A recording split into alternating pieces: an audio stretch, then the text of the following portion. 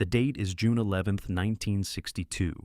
You are lying in your cell on the most escape-proof prison in the world. In 4 hours, you will either be free or dead. You have been planning this moment for over a year. And tonight, everything depends on a spoon. Let's go back. Alcatraz, a small rocky island in the middle of San Francisco Bay. The water surrounding it is 50 degrees Fahrenheit.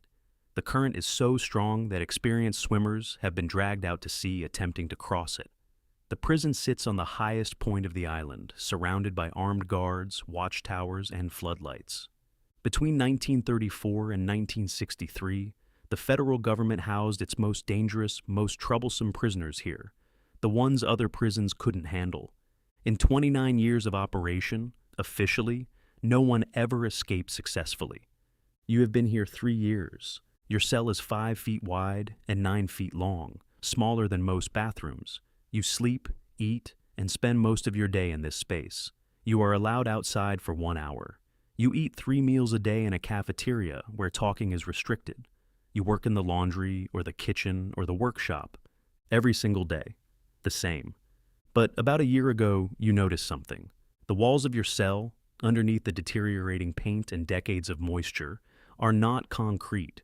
They are a softer material, a mixture of concrete and rock that the salt air and constant dampness has been slowly eating away from the inside for 30 years.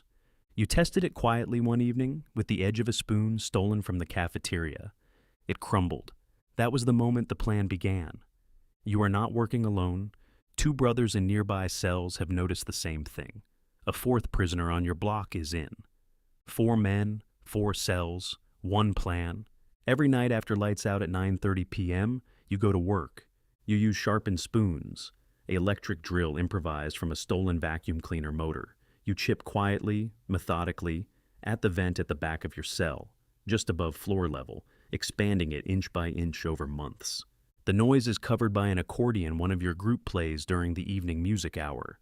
During the day, you replace the hole with a fake wall panel made from cardboard and painted to match the concrete exactly. Guards walk past it every single day and see nothing. Here's the fact that sounds impossible. You also create dummy heads, sculpted from a mixture of soap, toilet paper, and concrete dust, painted with flesh tone paint stolen from the art room. Real human hair collected from the prison barbershop glued on top. Every night when you go to work, the dummy head goes in your bed. Guards doing their bed checks in the dark see a sleeping figure. For months, it works. Above your cells, accessible through the expanded vents, runs a utility corridor, a narrow, unguarded passage that the prison architects never thought to properly secure because it was never meant to be accessed by inmates. You have been using it as your workshop. Up there, hidden from every guard and every camera, you have been building something, a raft, made from over 50 raincoats stolen and collected over months, stitched together with thread and sealed with heat from the steam pipes running through the corridor. You also build life preservers from the same material. You inflate everything using a modified concertina, a small squeeze instrument, essentially a homemade pump, a raft, life preservers, an escape route through the roof, built entirely from stolen and improvised materials over the course of a year, inside a maximum security federal prison. Tonight is the night, not because everything is perfect, because one of your group has been making noise and you can feel the window closing. A guard has been asking questions. Another week and someone talks. It has to be tonight.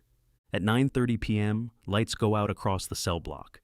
The dummy heads go into the beds. One by one, starting with you, each man squeezes through the expanded vent at the back of his cell and climbs up into the utility corridor.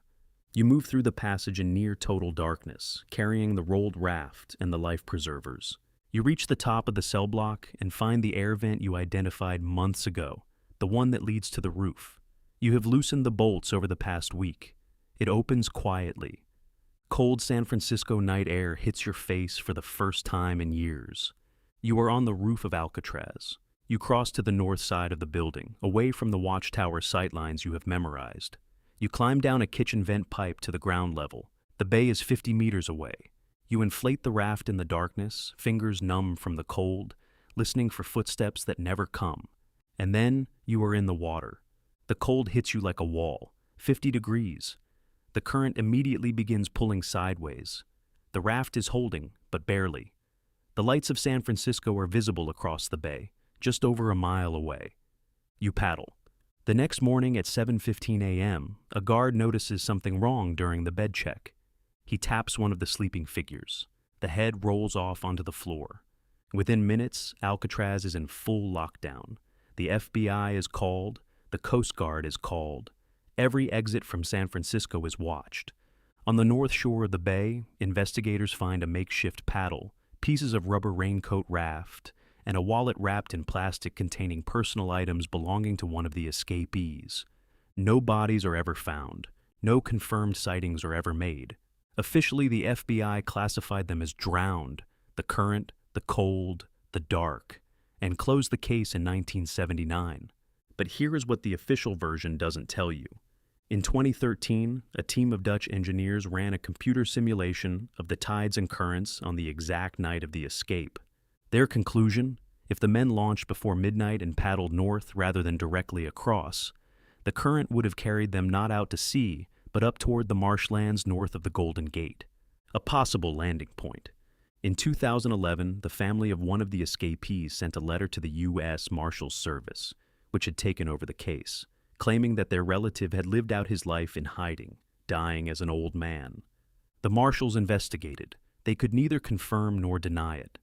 The case remains officially open to this day. 3 men squeezed out of a maximum security federal prison through holes made with spoons, built a raft from raincoats in the ceiling, put dummy heads in their beds, and vanished into the San Francisco Bay. Whether they drowned or disappeared into new lives, nobody knows. And maybe that's exactly how they wanted it. 3 men, a spoon, and the most secure prison in the world. And to this day, nobody knows if they made it, or if they're still out there.